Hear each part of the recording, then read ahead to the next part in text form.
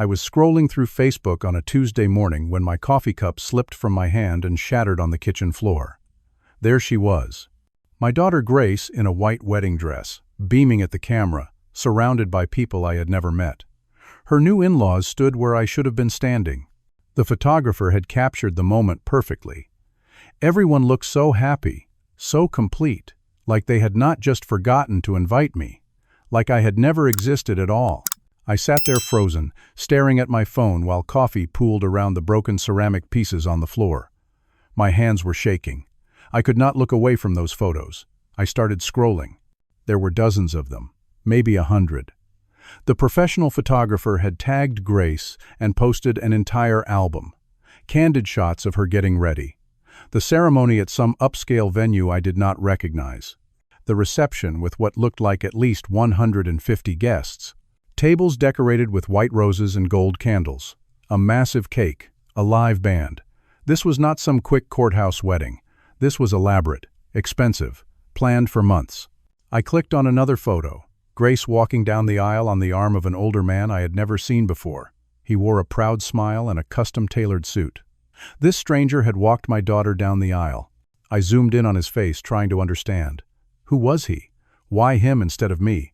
My daughter Grace is 28 years old now. My only child. 7 years ago, her mother Margaret died from cancer. Watching my wife waste away over 18 brutal months nearly destroyed me. Grace was 21 then, finishing college. We held each other up through that nightmare. Or at least I thought we did. After Margaret passed, I sold our family home. Too many memories in every corner. Too much grief in those walls. I moved to a smaller place, something manageable for a man living alone, but I did not keep all the money from that sale. I used half of it to buy Grace, a beautiful 3-bedroom house in a good neighborhood as a graduation gift when she turned 22. $380,000.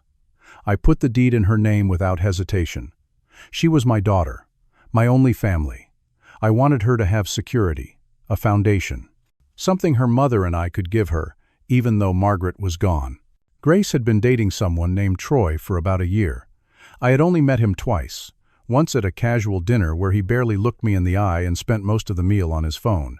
Once when they stopped by my place for maybe 20 minutes, clearly in a hurry to be somewhere else. He seemed fine, I guess. Polite enough. Grace said he worked in finance. I did not push for details. I trusted my daughter to make good choices. But over the past few months, she had become distant. Screening my calls. Making excuses when I suggested getting together. I thought maybe she was just busy. Young people have their own lives. I did not want to be that father who could not let go. So I gave her space. Now I understood. She had not been busy. She had been planning a wedding. Without me. I kept scrolling through the photos. There was Troy's mother, a blonde woman in an expensive dress, dancing with Grace. Another photo showed the same woman adjusting Grace's veil. The caption read, "So grateful for my new daughter." My stomach turned. I clicked through to more photos. Troy's father giving a speech at the reception, his arm around Grace's shoulders. Toast after toast from people I did not know. Grace's childhood friends were there. Amanda and Jessica, girls who used to sleep over at our house when they were teenagers. Girls who had cried at Margaret's funeral. They were all there, smiling and dancing, not one of them apparently questioning why I was absent. Then I found Grace's own post. She had shared a photo of herself and Troy cutting the cake. The caption made my chest tighten. "Blessed to marry my soulmate surrounded by family who truly love and support us."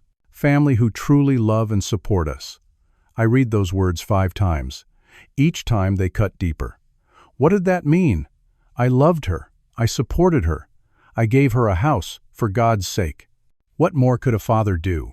I clicked on Troy's mother's profile, Patricia Westbrook.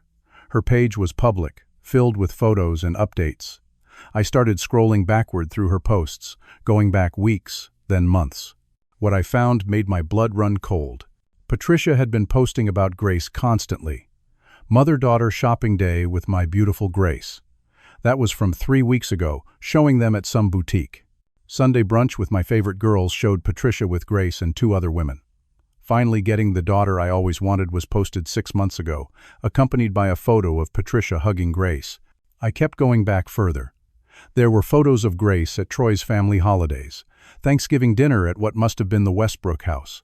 Christmas morning opening presents with Troy's family. Easter brunch. 4th of July barbecue. Grace had been embedded in this family for months, maybe longer, and I had no idea. Then I found the post that made everything clear. 2 weeks before the wedding, Patricia had written, "Some fathers don't deserve to give their daughters away. Grateful Grace has a real family now." I read it 3 times. The post had 67 likes, multiple comments agreeing with her. "Grace is so lucky to have you. You're an amazing mother figure. Some people don't deserve the children they have." This was not accidental exclusion. This was not Grace simply forgetting to send me an invitation. This was intentional, deliberate. Patricia Westbrook had systematically replaced me in my daughter's life. She had convinced Grace that I was not worthy, that I was not real family, and Grace had believed her. I set my phone down. My hands were still shaking, but not from shock anymore. Something cold and hard was settling in my chest. I looked around my small house. Photos of Grace covered the walls. Her entire childhood documented in frames. Birthday parties, school plays. Margaret holding newborn Grace in the hospital. The 3 of us at Disney World when Grace was 7. Her high school graduation, her college graduation where I had stood and cheered louder than anyone when they called her name. I had worked double shifts after Margaret died. Worked myself to exhaustion to make sure Grace could finish college without student loans. Been both mother and father to her. Learned to braid her hair when she was little because Margaret was too sick to do it. Sat through every parent-teacher conference alone. Drove her to every dance recital, every friend's house, every place she needed to be. And this was how it ended.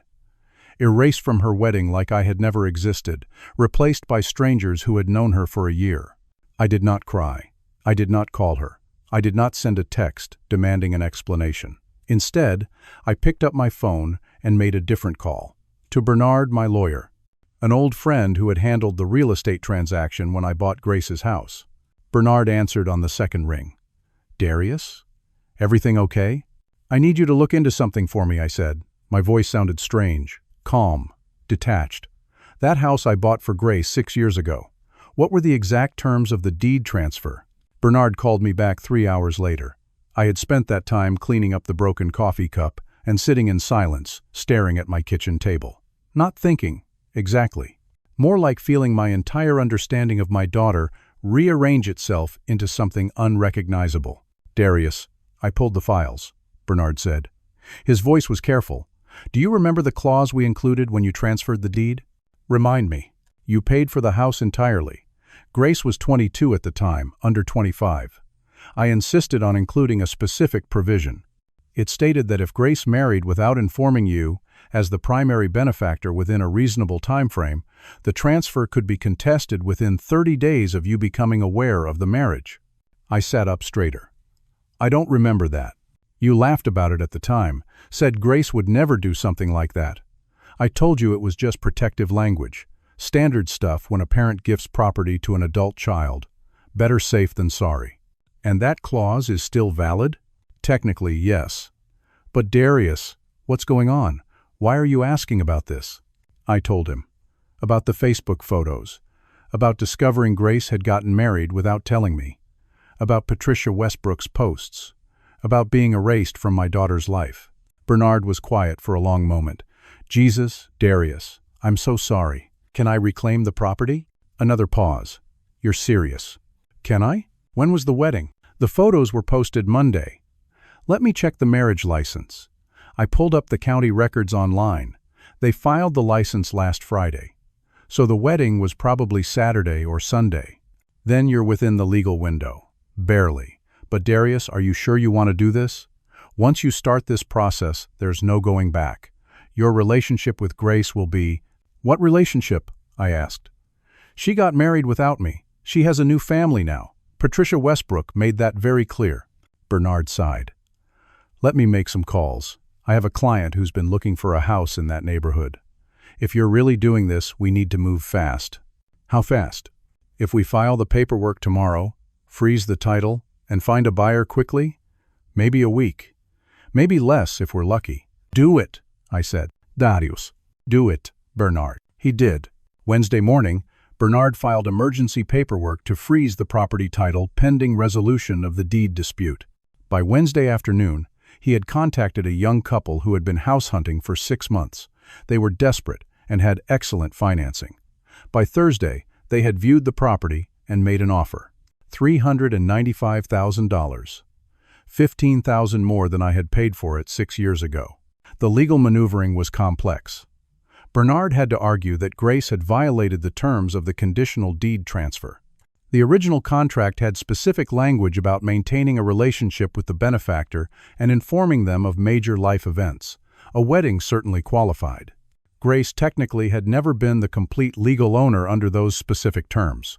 The house had been held in a kind of trust with her, as the primary beneficiary, but with strings attached that she had now broken. It took 5 days. 5 days of paperwork and legal filings and title searches and inspections. 5 days while Grace was in Hawaii on her honeymoon, posting photos of herself and Troy on beaches, at fancy restaurants, completely oblivious to what was happening back home. I spent those 5 days packing my own belongings. I had been planning to move to Colorado for a while now.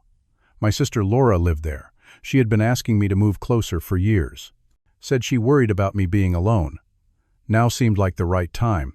By Friday evening, I was signing the final sale papers in Bernard's office. The young couple was thrilled. They had no idea about the drama behind the sale. To them, it was just a great house in a good neighborhood at a fair price. Bernard had structured everything to be completely legal and above board. The sale was final. The money was in my account. The new owners would take possession Monday morning. My phone rang. Grace's name appeared on the screen. I stared at it for a moment, then answered, "Dad?" Her voice was high-pitched, panicked. "Dad, what's happening?" "Mrs. Palmer next door just called me. She said, there are people at my house, moving trucks. She said, someone is moving furniture out. What's going on?" "I saw your wedding photos," I said. My voice was steady, calm. "Congratulations." "What?" "Dad, I can explain. Since you have a new family now, I assumed you wouldn't need the gift I gave you, so I sold the house. The new owners took possession today. They're moving in this weekend." Silence. Then, "You sold my house?" "It was never really your house, Grace. You should read contracts more carefully before you sign them. Or in this case, before I signed them. The deed had conditions. You violated those conditions. The sale was completely legal.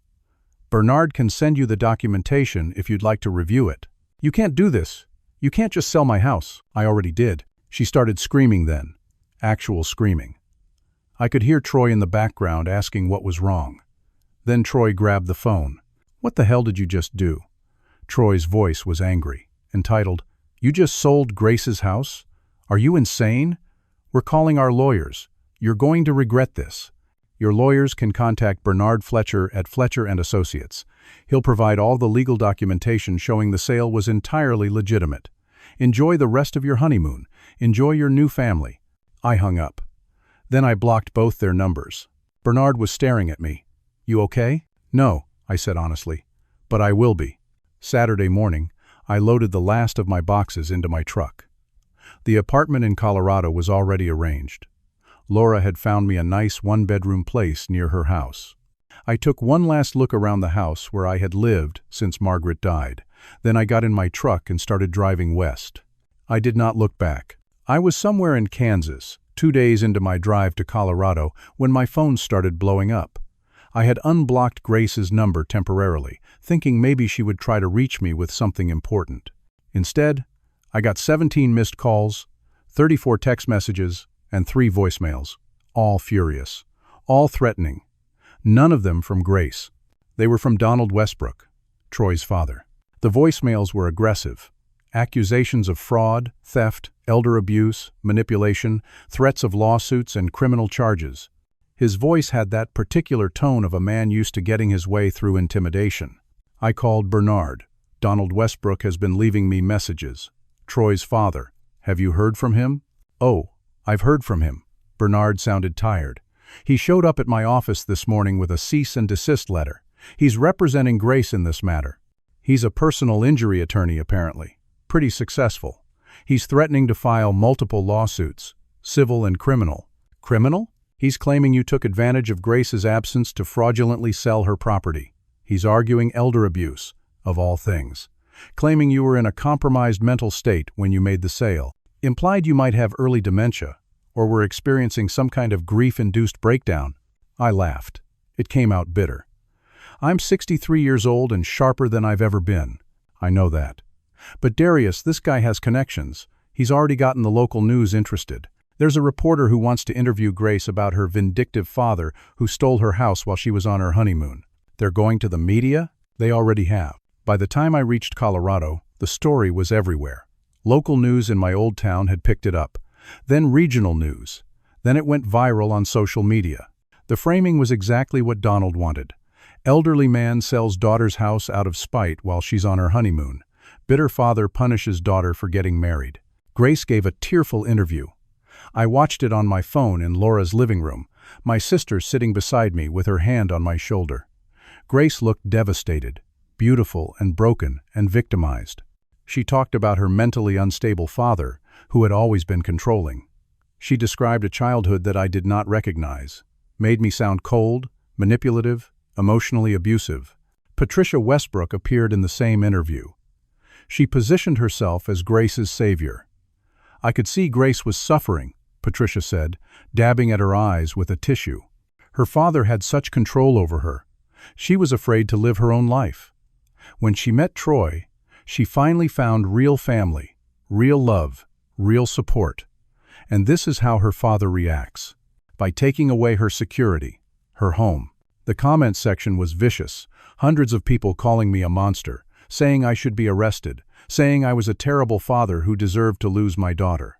My former neighbors were interviewed. Most of them sided with Grace, said I had always seemed off, that they weren't surprised I would do something vindictive. Mrs. Palmer, who had lived next door to me for 8 years, told reporters I was cold and distant, even before his wife died. My employer called. I still worked part-time as a financial consultant, mostly remote work. They had received complaints, angry emails from people who had seen the news coverage. They asked me to take a leave of absence, for the good of the company, protect the brand. Old friends called. People who had known Margaret and me for decades. Most of them were sympathetic but confused. A few were accusing. How could you do this to Grace? They asked. Margaret would be ashamed. That one hurt, because they were probably right. Margaret would have been heartbroken. But Margaret also would never have let Patricia Westbrook poison our daughter against me. Margaret would have protected our family. Bernard called with worse news. Donald had filed 5 separate lawsuits: breach of contract, fraudulent conveyance, intentional infliction of emotional distress, financial elder abuse. And he had filed a formal complaint with the district attorney's office, pushing for criminal charges. He's going for blood, Bernard said. This isn't just about the house anymore. He wants to make an example out of you. I think there's something else going on here. What do you mean? I did some research on Donald Westbrook. He's been positioning himself for a state senate run. He needs a sympathetic case to boost his public profile. You're it. The vindictive father, the innocent daughter, the heroic attorney protecting her. It's perfect for him politically. So I'm a campaign prop. Essentially, yes. And Darius, I need to be honest with you. I'm a real estate attorney. I can handle the civil suits related to the house sale. But the criminal complaint? If the DA actually files charges, you need a criminal defense lawyer. A good one. This is beyond my expertise. I sat in Laura's guest room that night, staring at the ceiling. 50 years old, widowed, estranged from my only daughter, facing potential criminal charges, my reputation destroyed, my past rewritten by strangers. And then the arrest warrant was issued. Bernard called me at 6 in the morning. Darius, the DA filed charges. 3 counts: fraud, financial exploitation of an at-risk adult, and criminal mischief. There's a warrant out for your arrest. Financial exploitation of an at-risk adult? Grace is 28 years old. They're arguing you exploited her during a vulnerable time, immediately after her wedding. It's a stretch, but Donald knows the DA. They went to law school together. Politics. Darius, this is all politics. I turned myself in that afternoon. Spent 6 hours being processed, fingerprinted, photographed, Released on my own recognizance with a court date set for 6 weeks out. The mugshot was on the news by evening. Laura bailed me out emotionally more than legally. She made me dinner, sat with me, listened to everything. Then she said, "This is wrong. Everything about this is wrong. Grace was manipulated, but she's old enough to make her own choices. She chose this, and now she's letting these people destroy you. You need to fight back." How? They have the media. They have public sympathy. They have political connections. "You have the truth," Laura said, "and you need a better lawyer." She was right. The next morning I hired Sandra Yamamoto, criminal defense attorney based in Denver. She specialized in family law cases and false accusations. Her retainer was expensive, $20,000. But after talking to her for 30 minutes, I knew she was worth it. "They're trying to destroy you," Sandra said after reviewing the case file. "Not just win, destroy. That tells me something. It tells me they're afraid of something. Afraid you'll dig into their story and find holes. So they're going nuclear to shut you down before you can defend yourself." "So what do we do?" Sandra smiled. It was not a nice smile. It was the smile of someone who enjoyed a fight. "We dig into their story. We find the holes. And we burn their case to the ground." Sandra worked fast. Within a week, she had hired a private investigator, Frank Morrison, former police detective turned private eye, 60 years old, gray-haired, with eyes that missed nothing. Frank started with the Westbrook family, Patricia Westbrook in particular. "Something about her bothers me," he said during our first meeting. "That Facebook post about some fathers not deserving to give their daughters away. That's vicious, personal, like she had a vendetta against you specifically. But you'd never even met her before Grace started dating Troy, right?" "Never." "So, why the hostility? Why the need to erase you from Grace's life?"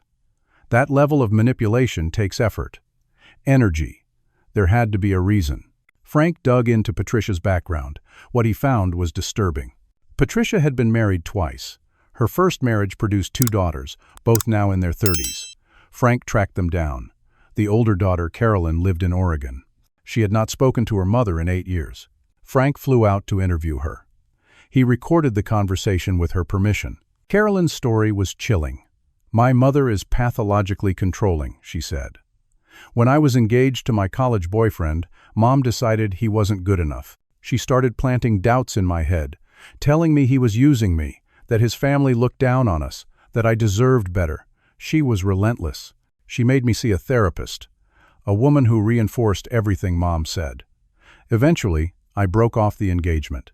Biggest mistake of my life." "What happened then?" Frank asked. "Mom moved on to my sister. Same pattern. Found flaws in her relationships. Drove away anyone who got close.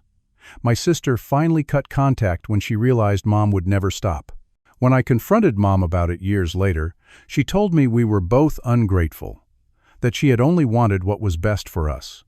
But it wasn't about what was best for us. It was about control. She couldn't stand that we had relationships she couldn't dominate." "Does your mother have sons?" "2, from her second marriage. Troy and his older brother, Marcus. Marcus moved to Seattle and barely talks to her. Troy is the baby, Mom's favorite. She controls every aspect of his life. Who he dates, where he works, where he lives. When I heard Troy got engaged, I felt sorry for whoever the girl was. Mom would destroy her eventually." Frank asked, "Did your mother ever try to replace you and your sister with other young women?" Carolyn went quiet. "How did you know?" "Just a hunch." After we stopped talking to her, Mom started volunteering with young women's organizations, mentoring programs, big sister programs. She would find vulnerable girls, usually without mothers, or with difficult family situations. She'd befriend them, take them under her wing. Then she'd slowly separate them from their real families. I heard about it from an old family friend.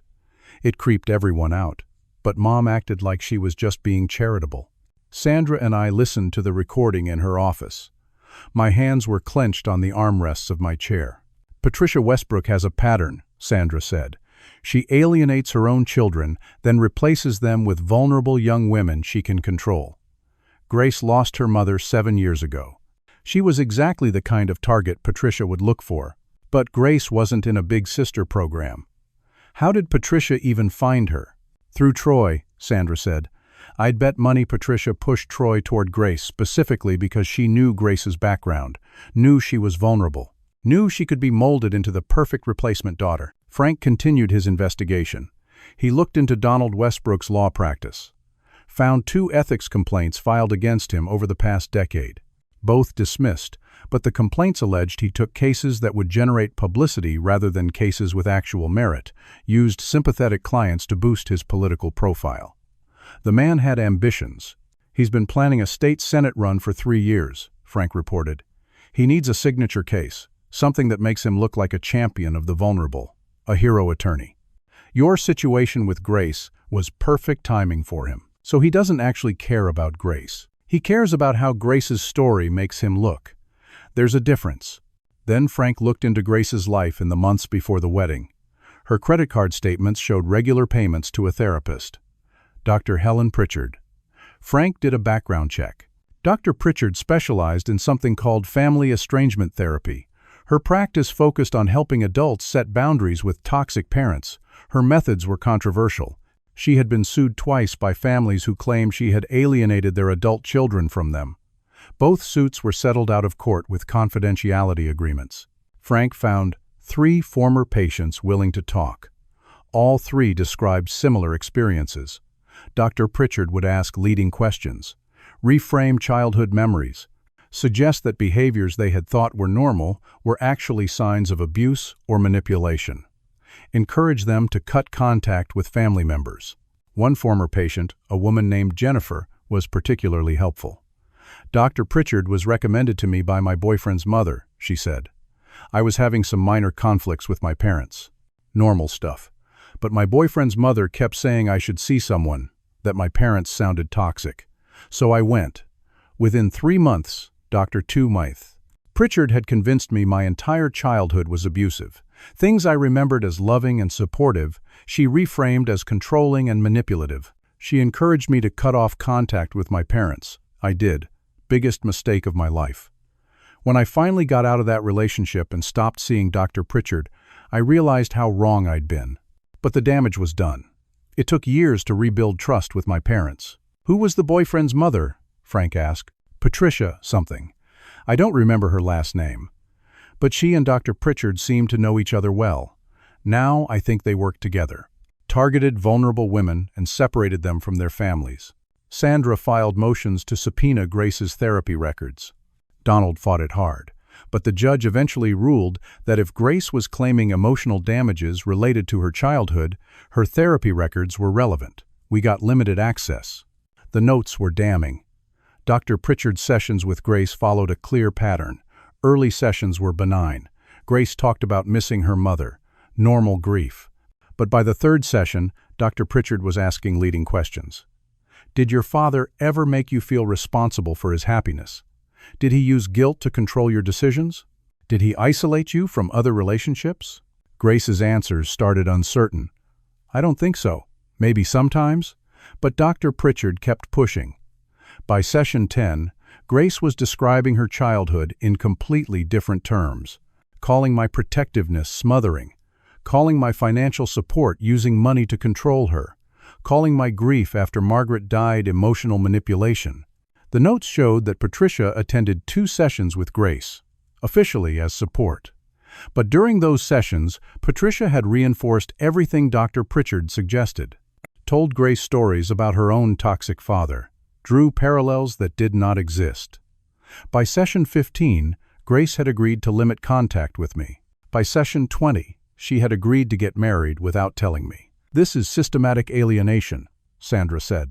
Patricia Westbrook targeted your daughter, pushed her into therapy with someone who would reinforce Patricia's narrative, then used that therapy to separate Grace from you. Also, Patricia could have the replacement daughter she wanted. I felt sick. Not just angry anymore. Sick.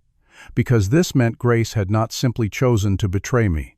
She had been brainwashed, manipulated, convinced that her own memories were false, that her loving father was actually her abuser. Can we use this? I asked. Oh, we're going to use all of it, Sandra said. Donald and Patricia thought they could destroy you.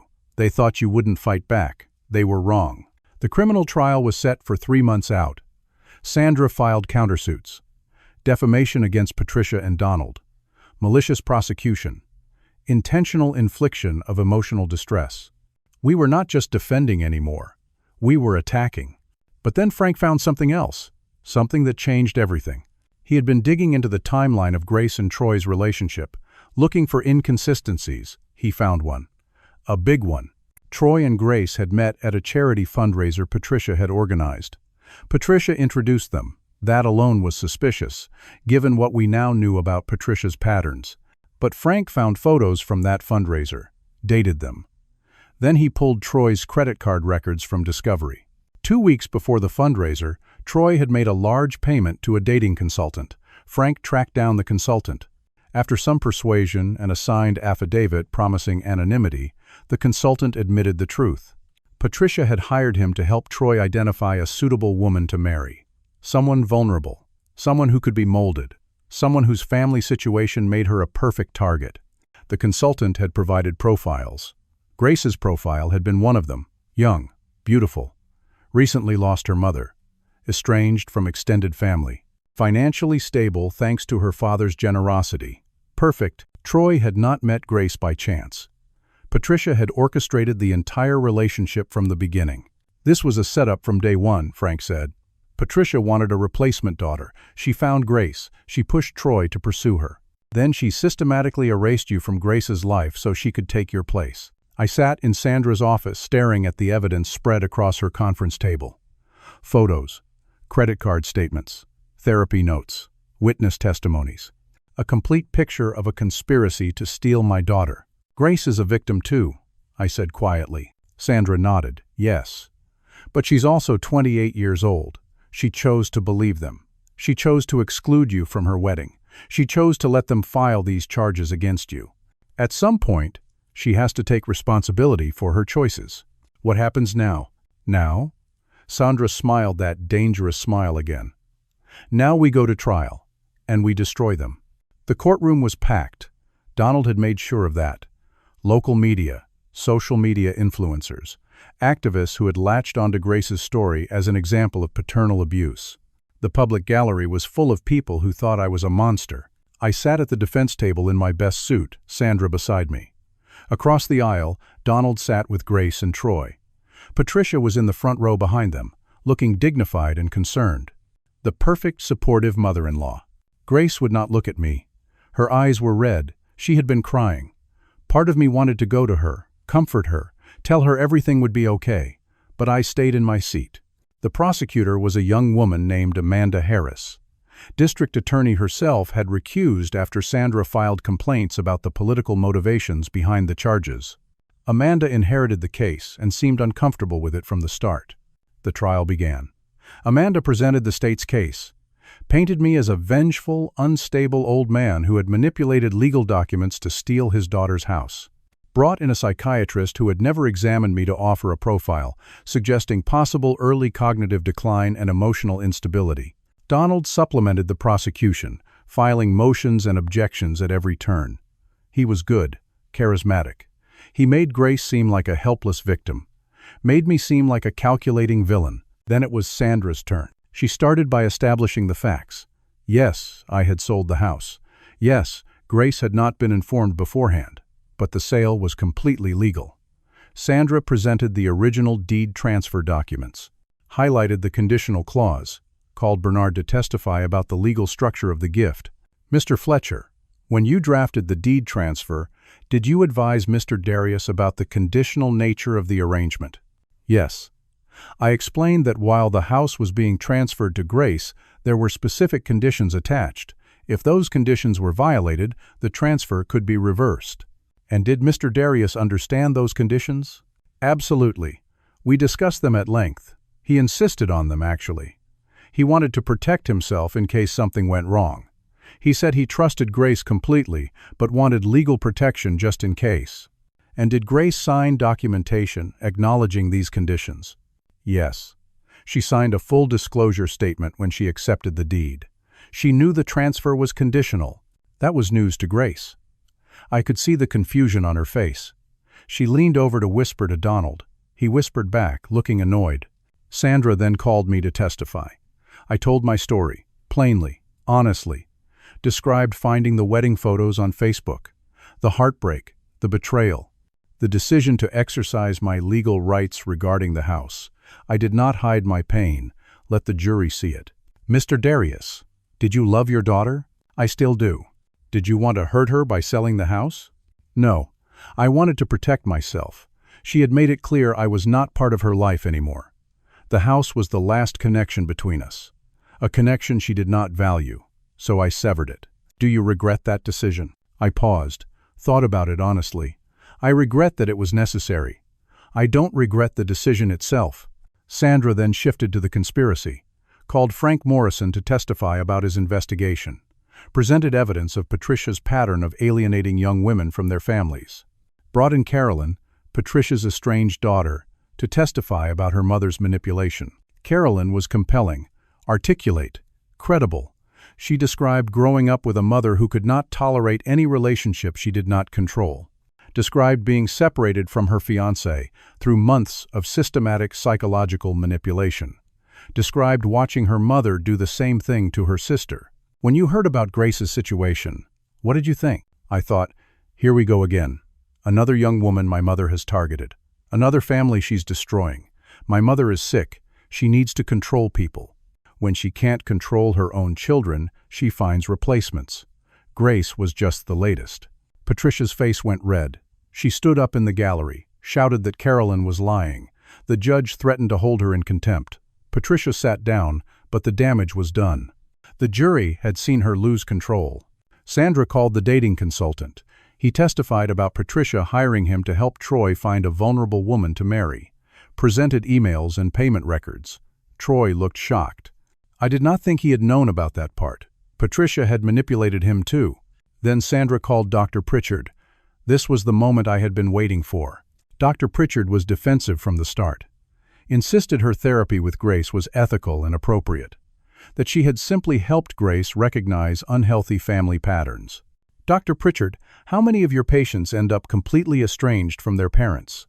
I don't have exact numbers. Approximately, maybe 60%. 60% of your patients cut off all contact with their parents after seeing you. If that's what they need for their mental health, yes. And you don't find that percentage concerning? Every case is different. Sandra presented the lawsuits filed against Dr. Pritchard, the settlements, testimony from former patients about her leading questions and manipulation tactics. Dr. Pritchard, did Patricia Westbrook pay for Grace's therapy sessions? I'm not sure. You're not sure? Let me refresh your memory. Sandra pulled out billing records. Patricia Westbrook's credit card was used to pay for 17 of Grace's 23 sessions. Did you know that? Patients sometimes have family members pay for treatment. But Grace was not Patricia's family member at that time. Grace had her own health insurance, her own money. Why would Troy's mother be paying for her therapy? Dr. Pritchard had no good answer. Sandra then called Grace to testify. This was the moment everything shifted. Grace took the stand looking fragile, frightened. Donald had coached her well. She started to give her prepared testimony about years of emotional abuse from me. But Sandra did not let her get far.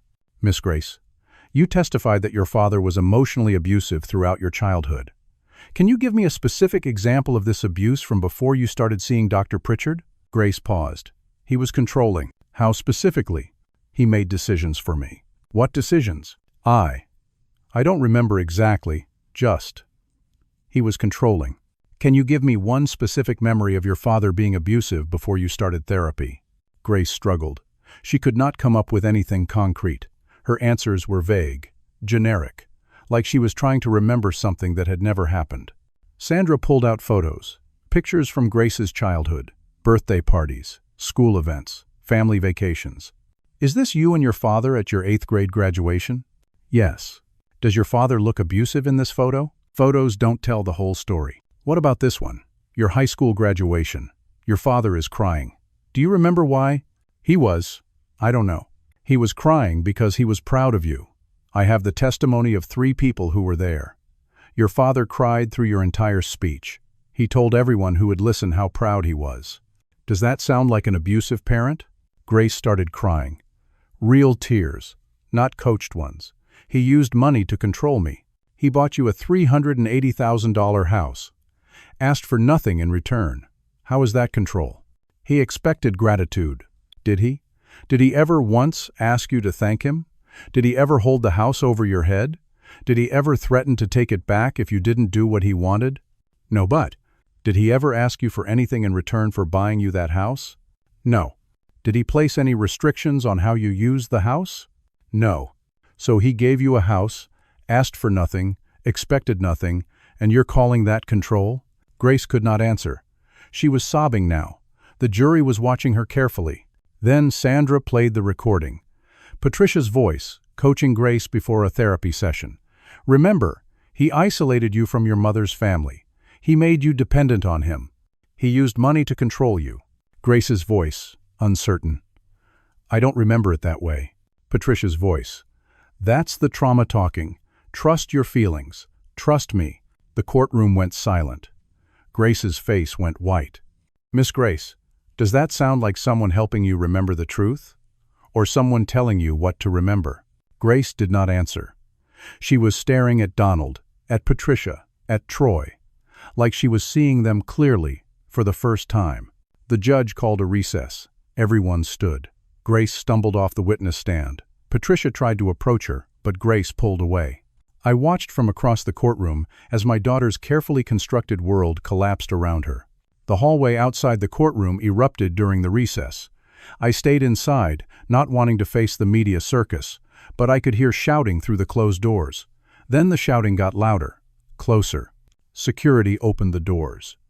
Troy was dragging Grace down the hallway by her arm. She was trying to pull away. People were staring. "Let go of me," Grace said. Her voice was loud, desperate. "We need to talk," Troy hissed. "You're ruining everything." I said, "Let go." A courthouse security guard intervened, separated them. But the damage was done. Troy's mask had slipped. Everyone had seen it. Grace stood in the hallway crying, while Troy paced and Patricia tried to calm him down. Donald was on his phone, clearly panicking. Sandra stood beside me, arms crossed, watching it all unfold. "This is it," she said quietly. "This is where everything breaks." She was right. When court resumed an hour later, everything had changed. Grace's lawyer stood and requested a recess until the next day. The judge granted it. We all went home, but I knew something was coming. That night, Grace tried to call me. I saw her name on my phone, stared at it, did not answer. What was there to say? She tried 3 more times. Left voicemails I did not listen to. The next morning, Grace asked to testify again. Donald tried to block it, argued she was too emotionally compromised. But Grace insisted. The judge allowed it. Grace took the stand looking completely different. No makeup, puffy eyes from crying, her expensive clothes replaced with jeans and a simple sweater. She looked like my daughter again, not the polished woman Patricia had created. "Your Honor," Grace said, her voice shaking, "I need to correct my previous testimony." Donald jumped up. "Your Honor, I object. My client is clearly under duress." "Your client requested to testify again," the judge said. "Sit down, Mr. Westbrook." Grace took a breath. I lied. Or, not lied exactly. I believed things that weren't true. I convinced myself of things that never happened. My father never abused me. He never controlled me. He loved me. He gave me everything, and I threw it away because other people told me to. She described the therapy sessions. How Dr. Pritchard had asked leading questions. How Patricia had reinforced every doubt. How slowly, over months, her memories had been rewritten. How she had started to believe her father's love was actually manipulation. His generosity was actually control. "I wanted a mother," Grace said, crying. "My mom died 7 years ago and I missed her so much." Patricia offered to fill that void. She made me feel special, wanted. But the price was my father. She wanted me to choose between them, and I chose wrong. She described the wedding planning, how Patricia had taken over completely, how every time Grace suggested inviting me, Patricia had talked her out of it. "He'll ruin your special day. He'll make it about him. You deserve to be surrounded by people who truly support you." Grace had believed it. When I saw my dad wasn't at the wedding, part of me knew it was wrong. But I pushed that feeling down. I told myself Patricia was right, that I was better off without him. It wasn't until I heard that recording in court yesterday that I realized what had happened. I had been brainwashed, manipulated, and I let it happen. Donald was on his feet. Your Honor, I move to strike this entire testimony. My client is clearly having a breakdown. I'm not having a breakdown, Grace said. I'm having clarity, maybe for the first time in a year. The judge looked at Grace carefully. Miss Grace, do you wish to continue with the prosecution of your father? No. I want all charges dropped. My father did nothing wrong. He protected himself from people who were hurting him. I was one of those people. I'm sorry. I'm so sorry. She looked at me then, really looked at me. Her eyes were full of regret and pain, and understanding that came too late. I did not know what to feel. Part of me wanted to forgive her immediately, wanted to run to her and tell her it was okay. But it was not okay. She had destroyed me. Let these people destroy me. Being brainwashed did not erase what she had done. The judge dismissed the criminal charges, completely, ruled that the house sale was legal and the charges should never have been filed. He criticized the DA's office for bringing the case, criticized Donald for his role in it. But Donald was not done. Your Honor, the criminal case may be dismissed, but we still have multiple civil suits pending. Emotional distress. Defamation. My client has suffered tremendously. Your client just recanted her entire story, Sandra said. What civil case do you have? Miss Grace is not the only plaintiff. I represent the Westbrook family as well. They have suffered reputational harm from Mr. Darius's actions. It went back and forth. Legal arguments about standing and damages and liability, but I stopped listening. Because I was watching Grace. She was sitting with Troy and Patricia, but she looked alone. Isolated, like she had finally realized who these people really were. After court, I left through the back entrance to avoid media. Sandra walked with me to my car. The civil cases will collapse, she said. Without Grace's testimony, Donald has nothing. He'll drag it out to save face, but eventually he'll settle for nothing just to make it go away. What about Grace? Sandra looked at me carefully. What about her? Where does she go from here? That's not our problem, Darius. She's an adult. She made her choices. She was manipulated. Yes, but she also chose to believe them. Chose to exclude you. Chose to let them prosecute you. At some point, you have to ask yourself if forgiveness is even possible. I did not have an answer. Over the next few weeks, everything unraveled for the Westbrooks. The media turned on them. The recordings of Patricia coaching Grace became public. Investigative journalists dug into Dr. Pritchard's practice, found more victims. Her license was suspended pending investigation. Donald's law firm faced ethics complaints. His Senate campaign collapsed before it even officially began. His partners pushed him out. The firm changed its name to distance itself from him. Patricia's social media was flooded with hate. Her friends abandoned her. Even her sons started to question her. Marcus, the older son, reached out to his estranged sisters. They began the process of healing their family, but Patricia was excluded. Troy filed for annulment. Claimed Grace had misrepresented her financial situation. The marriage lasted 6 months. Grace did not fight it. She had nothing left to fight with. Grace lost her job. The media attention made her radioactive. No one wanted to hire the woman from the trial. She ended up working at a bookstore for minimum wage. Lost her apartment, moved into a cheap place across town. She tried to reach me multiple times. Letters, emails, calls. I did not respond, not because I did not care, but because I did not know how to care anymore.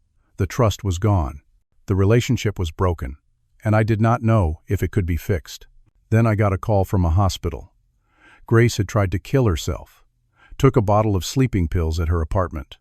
Her landlord found her in time. Called an ambulance. She was in intensive care. I sat in my truck in Laura's driveway, staring at my phone. Laura came out, saw my face. What happened? I told her. She was quiet for a moment. Then she said, "You need to decide who you want to be. The man who lets his daughter die alone? Or the man who's bigger than his pain?" I drove to the hospital, 8 hours from Colorado to Grace's city. Walked into the ICU. Grace was asleep, hooked up to machines. She looked small, broken. Nothing like the vibrant woman in the wedding photos. I sat beside her bed, held her hand, cried for the first time since Margaret died. A nurse came in, saw me. "Are you family?" "I'm her father. She's going to be okay, physically, mentally. She'll need a lot of help. She'll get it." I stayed for 3 days, until Grace woke up. When she saw me, she started crying. "I'm sorry. I'm so sorry." "I know. I ruined everything." "Yes, you did. I don't expect you to forgive me." "Good, because I don't know if I can." But I sent flowers before I left. Anonymously. The card said, "Some bridges, once burned, cannot be rebuilt. But I'm glad you're alive." Grace knew they were from me. She called to thank me. I did not answer, but I did not block her number anymore. 6 months passed. 6 months of silence between Grace and me. 6 months of her sending letters I did not answer. 6 months of her trying to rebuild a life from ashes. I followed her progress from a distance. Laura kept tabs through a mutual friend. Grace finished psychiatric treatment. Got a therapist who actually helped her instead of manipulating her. Worked at the bookstore. Lived quietly. Stayed away from Patricia and the Westbrooks completely. Donald's law practice never recovered. He ended up working for an insurance company, taking calls in a cubicle. His political dreams were dead. Patricia moved to Arizona, far from everyone who knew her story. Troy remarried someone else. The Westbrooks scattered like the toxic family they were. Dr. Pritchard lost her license permanently.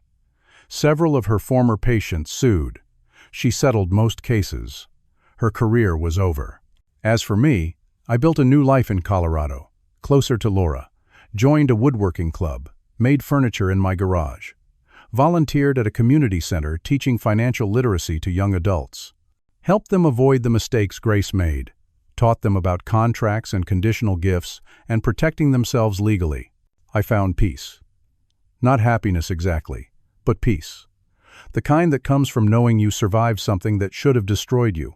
On the 7th anniversary of Margaret's death, I drove back to our old town, visited her grave, brought flowers like I did every year, white roses, her favorite.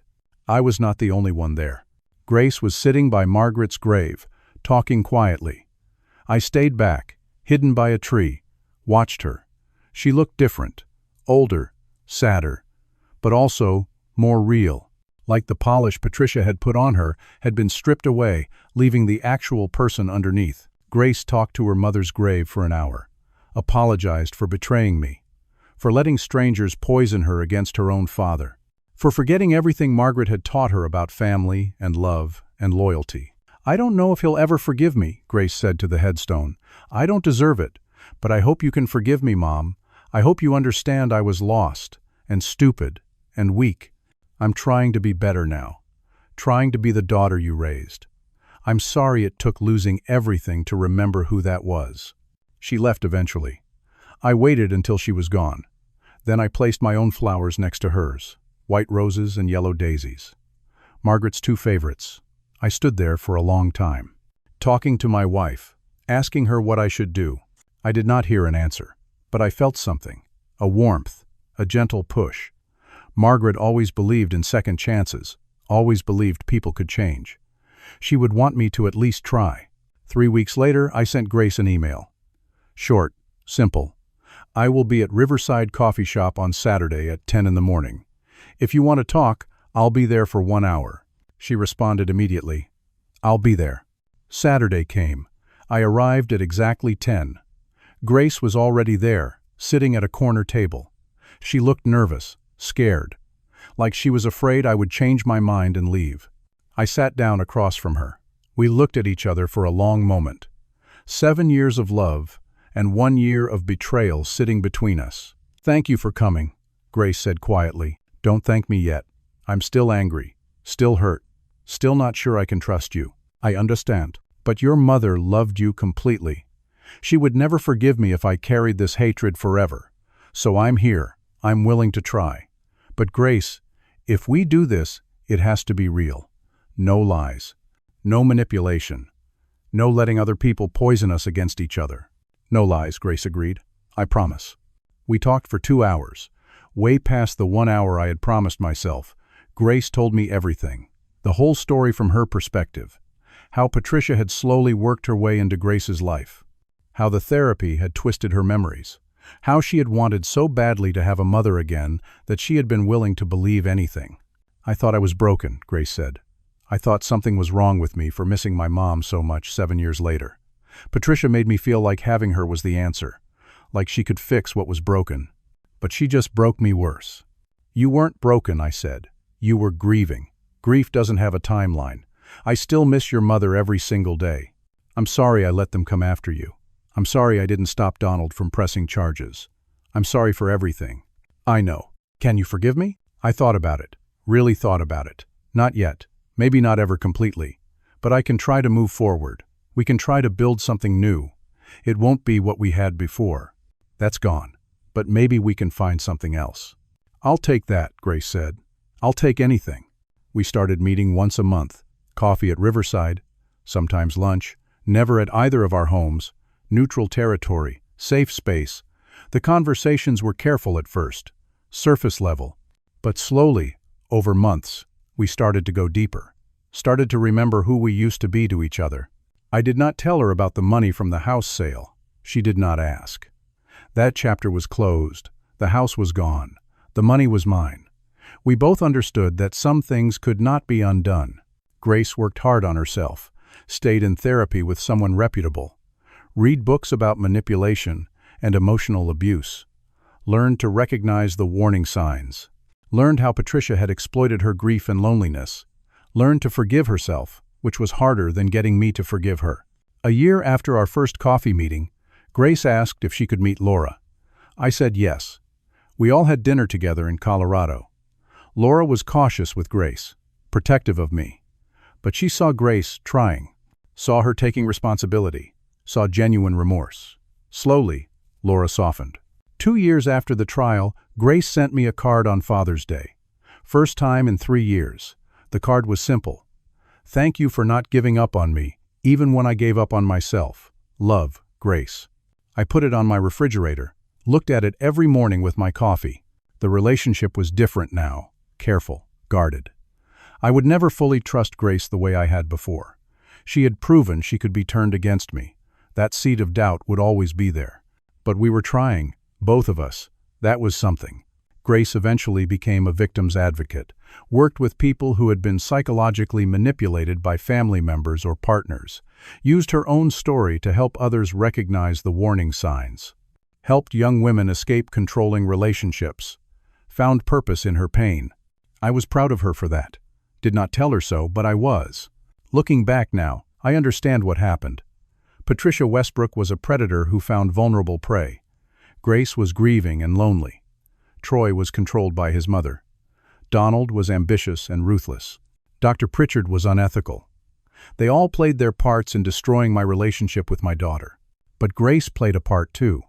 She was an adult. She made choices. She chose to believe lies about her own childhood, chose to exclude me from her wedding, chose to let them prosecute me. Being manipulated did not erase those choices. At some point, we all have to take responsibility for what we do, even when we are being influenced by others. I learned something through this nightmare. Real love does not require you to erase your past or betray your family. Anyone who tells you to cut off people who love you is not trying to help you. They are trying to control you. And when you realize you have been fooled, the hardest person to forgive is yourself. Grace has to live with that every day. Live with knowing she betrayed the one person who loved her unconditionally. Live with knowing she almost destroyed me. Live with knowing her mother would have been heartbroken by her choices. As for me, I got my vindication. The criminal charges were dismissed. The civil suits collapsed. Donald and Patricia were exposed as the manipulators they were. My reputation was restored. People who believed the worst about me apologized. The truth came out. But vindication does not heal wounds. It does not erase the pain of seeing your daughter in a wedding dress surrounded by strangers who convinced her you were not worth inviting. It does not erase the months of being called a monster by people who did not know the whole story. I sleep better now than I did 2 years ago. I have peace. I have a relationship with Grace again, even if it's different and distant and careful. I have Laura and my new life in Colorado and my woodworking and my volunteer work. That is enough. It has to be enough. Because the alternative is letting the hatred consume me, letting Patricia and Donald and Dr. Pritchard win by turning me into someone bitter and destroyed. I will not give them that power. Grace and I still meet once a month. The conversations are easier now. Sometimes we even laugh. Not often, but sometimes. We are both different people than we were 3 years ago, both scarred, both wiser, both more careful about who we trust. I do not know if we will ever have the relationship we had before, the closeness, the absolute trust. Probably not. Some bridges, once burned, cannot be completely rebuilt. But we can build a new bridge, something smaller and more careful, but still real, still worth crossing. Sometimes that is the only victory that matters. Not the vindication or the revenge or the public humiliation of your enemies. Just the quiet knowledge that you survived, that you are still here, that you found a way to move forward without letting the hatred destroy you. Margaret would be proud of that. Would be proud that I gave Grace a second chance. Would be proud that I chose peace over vengeance. I like to think she is watching somewhere, glad we found our way back to each other, even if the path was broken and painful. Grace will carry regret for the rest of her life. Every time she sees a father walking his daughter down the aisle, she will remember what she threw away. Every Father's Day, every birthday, every holiday, she will remember the year she chose strangers over the man who raised her. That is her burden to carry. I cannot take it from her, but I can choose not to add to it. I can choose to be the bigger person, not for her sake, but for mine, for my own peace, for my own soul. That is what I want you to understand.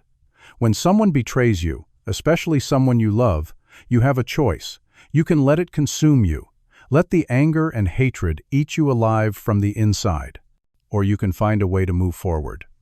Not forgive necessarily, not forget, but find peace anyway. I chose peace. It took 2 years, but I found it. And that makes me the winner in this story. Not Donald or Patricia or Dr. Pritchard or even Grace. Me. Because I survived with my humanity intact. Because I chose love over hate. Because I honored Margaret's memory by not completely abandoning our daughter. That is enough. Now I want to ask you something. Have you ever had someone you trusted completely turn their back on you? Have you ever been manipulated by people who claim to have your best interests at heart? How did you handle it? Did you find peace, or did the anger consume you? Share your story in the comments below. Maybe your experience can help someone else who is going through something similar. If this story touched you, if it made you think about your own relationships and the people you trust, please hit that like button. Subscribe to hear more stories like this. Stories about real people facing real pain and finding their way through it. And share this with someone who might need to hear it. Someone who might be dealing with manipulation or family betrayal. Someone who needs to know they can survive and find peace on the other side. Thank you for listening to my story. Thank you for giving me a chance to be heard. I hope wherever you are surrounded by people who truly love you.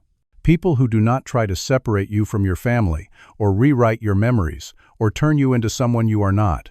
Hold on to those people. Protect those relationships. Because real love is rare and precious and worth fighting for. Take care of yourselves and each other.